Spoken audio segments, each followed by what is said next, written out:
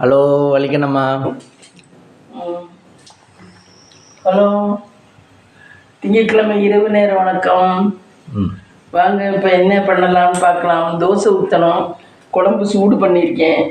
ம் குழம்பு பாருங்க, சூடு பண்ணியிருக்கேன். குழம்பு சூடு பண்ணியிருக்கேன். இந்த தோசையை ஊற்றிட்டு எனக்கு கொஞ்சம் சாதம் இருக்கு. ம் நான் தோசையை ஊற்றிட்டு மாவை கரண்டியில் எடுத்துக்கொள்ள வேண்டும். தண்ணி தொட்டு தொடச்சிட்டேன். முதல்ல மாவை கரண்டியில் எடுத்துக்கொள்ளவும் இப்படி ஊற்றிக்கொள்ளவும். ம்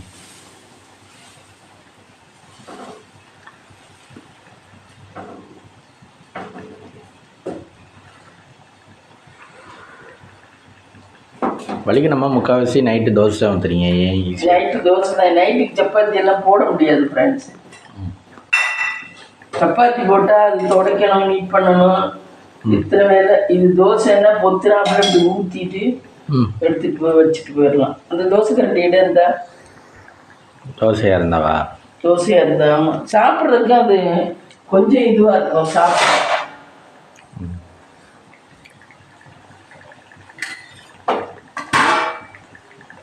அப்புறம் இட்லி தோசை தான் நல்ல டிஃபன். ஒழுங்காக சொல்ல போனால் இப்போதான் அந்த கார்போஹைட்ரேட்டு அது இதுங்கிறாங்க. எதுவாக இருந்தாலும் அளவுக்கு மிஞ்சி சாப்பிட்டா எதுவாக இருந்தாலும் கெடுது தானே. என்ன இப்போ அது ரொம்ப சாப்பிடணும்னு கார்போஹைட்ரேட்டுங்கிறாங்க. அந்த காலத்தில் பிள்ளைகளுக்குலாம் சோறு தான் ஊற்றணும்.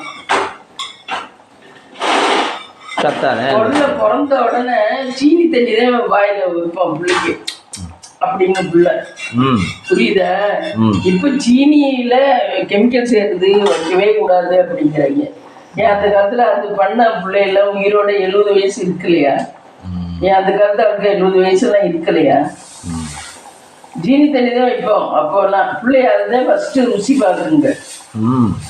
ஜீனி தண்ணி தான் பிறந்த உடனே வச்சா அப்படிங்க. ஏன் இனிப்புக்காகவா? இனிப்புக்காக, ஆமா. ஜீனி தண்ணி தான் வைக்கிறது ஃபர்ஸ்ட். நீங்கள் யார் யாருக்கு வச்சிங்க? உங்களுக்குலாம் ஆயா ஆச்சு. அது ஆயா தான் வச்சிருப்பாங்க. எப்படி அது பிள்ளைய வெளியே கொண்டு வரல கலந்து வச்சுக்கணுமா நம்ம?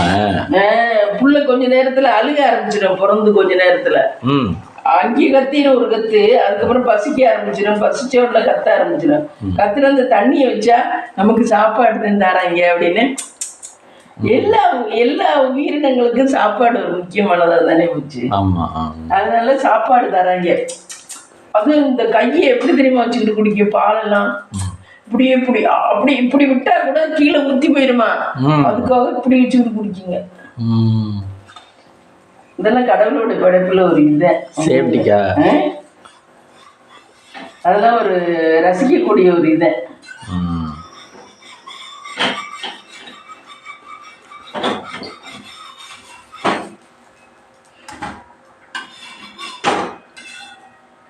இப்படி கையை விட்டுட்டா பால் கீழே ஊற்றி போயிருமா, அதுக்காக இப்படி பறிச்சுக்கோங்க கையை பிள்ளை.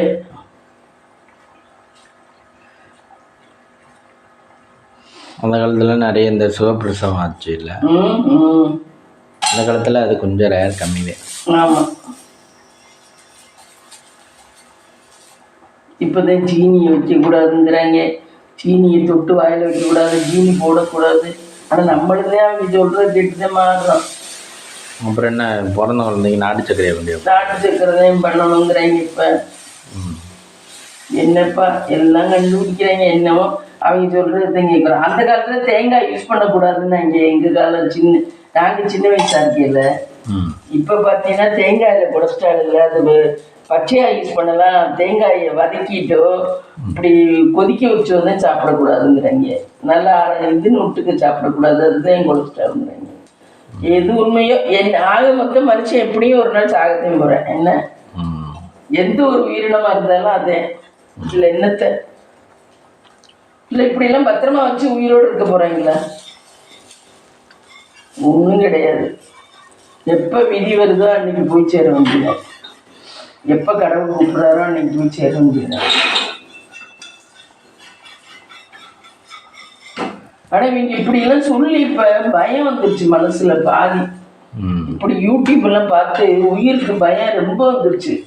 சாதாரணமா இருக்கிறவங்க அப்போ எல்லாம் சாதாரணமா சண்டை சச்சரவு இதுலதான் ஓடிட்டு இருக்கோம். என்ன அவ அதை சொல்லிட்டா, இவ இதை சொல்லிட்டா, இப்படி உள்ளதுல இப்ப அப்படி இல்லை. அவனுக்கு ஹார்ட் அட்டாக்கா, இவனுக்கு ஹார்ட் அட்டாக்கா, இதை கேட்டதே இப்ப பயமா இருக்கு.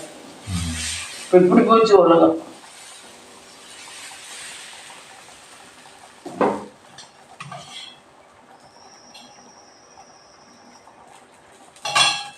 வலிக்கு நம்ம தலையில் எந்த நேரம் என்ன வைப்பீங்க?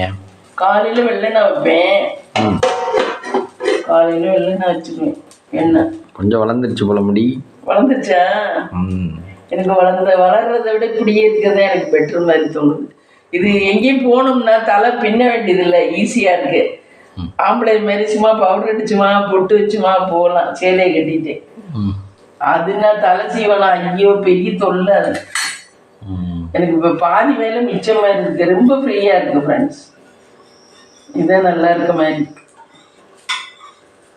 ஆனால் வளர்ந்துடும் இன்னும் கொஞ்ச நாள்ல.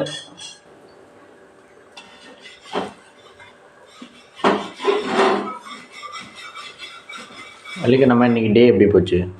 இன்னைக்கு டே பரவாயில்லாம போச்சு. என்னென்ன ஒர்க் பார்த்தீங்க இன்னைக்கு? என்னென்ன ஒர்க் பார்த்தேன்? காலையில் பிரியாணி போட்டேன். அது வேலை நிறைய இருந்துச்சு ஃப்ரெண்ட்ஸ். அதுக்கப்புறம் உருண்டை குழம்பு வச்சது. அப்போ அவ்வளவு வேலை. உருண்டை குழம்பு வச்சது என்ன அவ்வளோ வேலை. அதுக்கப்புறம் சாயந்தரம் போர்ட்டிக்கோ இதெல்லாம் கூட்டினேன் ஃப்ரெண்ட்ஸ். வாசல் போர்ட்டிக்கோலாம் கூட்டினேன். அது கூட்டலைன்னா நல்லாவே இல்லை. அதை டெய்லி கூட்ட வேண்டியது கூட்டினேன். அதுக்கப்புறம் சந்தைக்கு போகணுன்ட்டு சந்தைக்கு போனோம். தண்ணி வந்துச்சு, நல்ல தண்ணி பைப்பில். அது ஒரு குடம் பிடிச்சி, நான் பிடிக்கல, தம்பி தான் பிடிச்சேன். அது ஒரு குடம் பிடிச்சி அது கொண்டாந்து வச்சுட்டு சந்தைக்கு போனோம் ஃப்ரெண்ட்ஸ். சந்தையில் பார்த்தீங்கன்னா கொத்தவரங்காய் இது எவ்வளவு? 20 ரூபா. கொத்தவரங்காய் 20 ரூபா. இது 10 ரூபா புதினா கட்டு. தக்காளி 3 கிலோ 50 ரூபா. இந்த பழம் 4 பழம் இருந்துச்சு 60 ரூபா. கேரட் 10 ரூபா. ஆரஞ்சு இந்த பழங்கள்லாம் விற்கிறாங்க சந்தை. ஆமாம், சந்தையில் விற்கிறாங்க. இது கேரட் 10 ரூபா. இது கத்திரிக்காய் 20 ரூபா. சின்ன வெங்காயம் 1 கிலோ 50 ரூபா. பெரிய வெங்காயம் 1.5 கிலோ 50 ரூபா.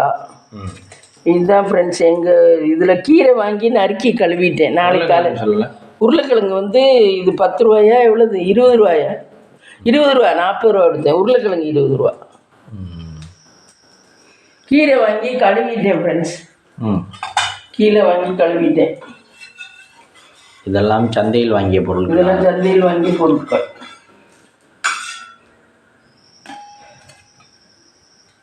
ஒன்று 2 3 4 5 தான் இருக்கு. இன்னொன்று வேணா ஊத்துறேன்.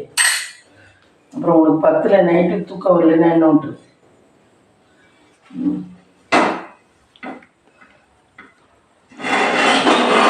அப்போ அந்த கல் ரொம்ப வெயிட்டாக இருக்கு. அதனால நகட்டுறதுக்குலாம் ரொம்ப கஷ்டமா இருக்கு. இரும்பு கல்.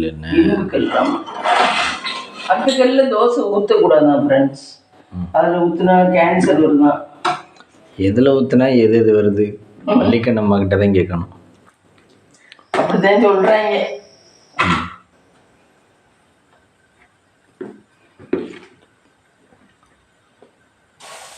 நாளான்னைக்கு மாவு ஆட்டணும் ஃப்ரெண்ட்ஸ். தீர்ந்துருச்சு மாவு. எங்கிட்ட நாளைக்கு ஆட்டணும்னு சொன்னீங்க.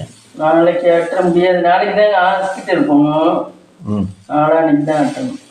நாளைக்கு எதுக்கு ஹாஸ்பிட்டல் போறீங்க? நாளைக்கு இந்த டாக்டர்கிட்ட காமிச்சு அவரு நாளைக்கும் காட்டிட்டு போங்கன்னாரு. சரி, அவர் சொன்னதை எதுக்கு தட்டுவானே அப்படின்ட்டு. டாக்டர் சொன்னா தட்ட மாட்டீங்களா? டாக்டர் சொன்னா தட்டுறது இல்லை. அப்புறம் திருப்பி அவங்கள போய் பார்த்தோம்னா அவங்க நான் சொன்னேன் அன்னைக்கு நீங்க வரலைன்னு. அதுக்காக வேண்டிட்டு பயந்துக்கிட்டு தான் போகுது. வேற எதுக்கு பயப்படுவீங்க வலிக்கணுமா? எல்லாத்துக்குமே பயப்படுவேன். டாக்டரு வேற? டாக்டரு, வக்கீல், எல்லாத்துக்குமே பயப்படுவேன். என் பெத்த பிள்ளைக்கு கூட பயப்படுவேன். எனக்கு இல்லையோ மாளுக்கோ? உனக்குன்னு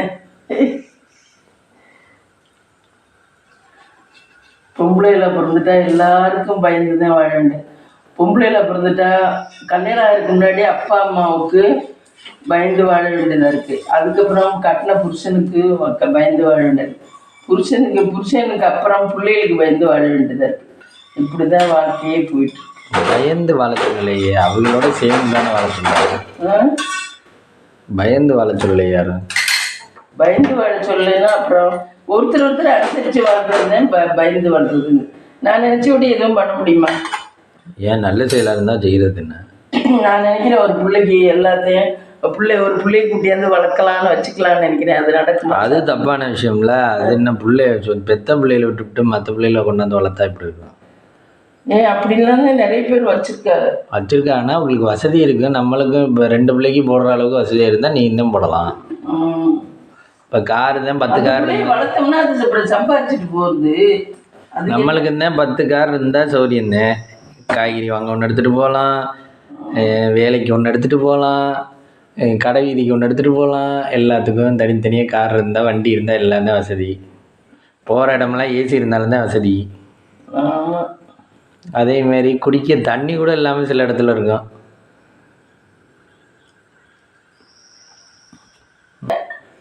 டின்னர் பார்த்தீங்கன்னா தோசை, உருண்டை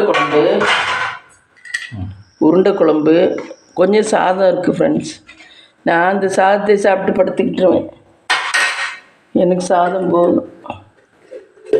இந்த சாதம் இது குக்கரில் வடிச்சனால சாதம் என்னமோ மாதிரி இருக்குது. எப்படி தான் குக்கரில் வடித்து திங்கிறாங்களோ தெரியல. குக்கரில் வடிக்கிறதே நமக்கு பிடிக்க மாட்டேங்குது.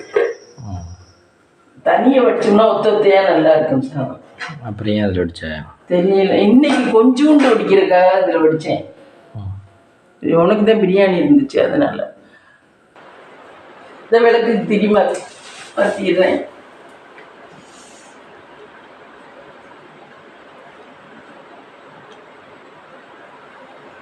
அங்கே சேர்த்து வச்சுருக்கீங்களே, அதை கடைசி என்ன பண்ண? அதுதான் திஷ்டி சுத்தணும். எண்ணெய் கிழமை சுற்றுறதுன்னு சரியாக வீடியோ இதில் படிக்கலை நான். ஆனால் ஞாயிற்றுக்கிழமையா ஏதோ ஒரு நாள் அதை சுற்றி போட்டால் நல்லது. வீட்டையும் சுற்றி போட சொல்லி போட்டிருந்தேங்க. வீடு வேறு என்னென்னத்தை சுற்றி போடணும்? வீடு, காரு, இந்த மாதிரி இதுகள் எல்லாம் இம்பார்ட்டன்ட் திங்ஸ். அதையும் அது போச்சு. இன்னைக்கு நெட்டு தீர்ந்து போச்சு ஃப்ரெண்ட்ஸ். இன்னைக்கு நான் இன்சூரன்ஸ் பார்த்தேன். அதில் ஹோமுக்கெல்லாம் இன்சூரன்ஸ் இருக்கான். அப்படியா?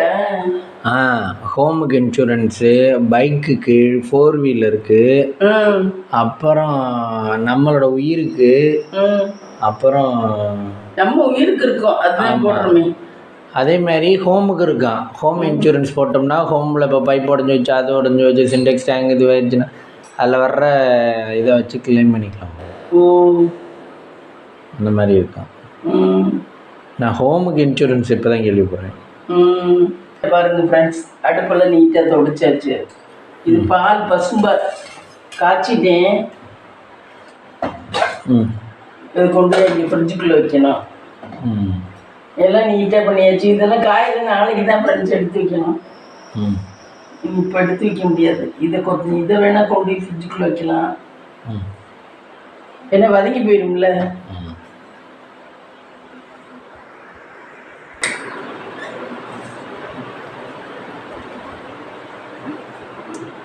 ஃப்ரெண்ட்ஸ் இங்கே பாருங்கள், 10 ரூபாயா சில்லற எடுத்து போட்டு வச்சுருவேன். எங்கேயும் போனோம்னா குலதெய்வத்துக்கு 11 ரூபாய் எடுத்து போடுறதுக்காக வேண்டிட்டு 10 ரூபா கிடைக்கிற சில்லறையை பூரா எடுத்து போட்டு வச்சுருவேன். இங்கே பாருங்கள் ஃப்ரெண்ட்ஸ்.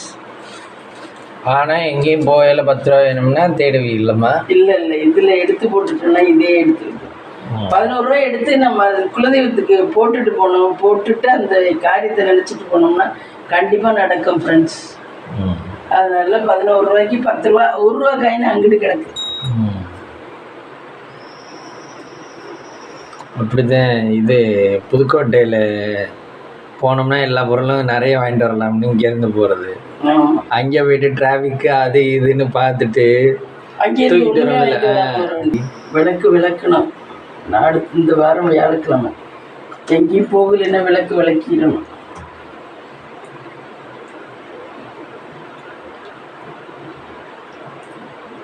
இது என்ன திரியா? திரியுது. இவ்வளோ திரிதான் அவ்வளோ நீளமாக இருக்குது. அவ்வளோ வச்சுருக்கேன் பாரு திரி.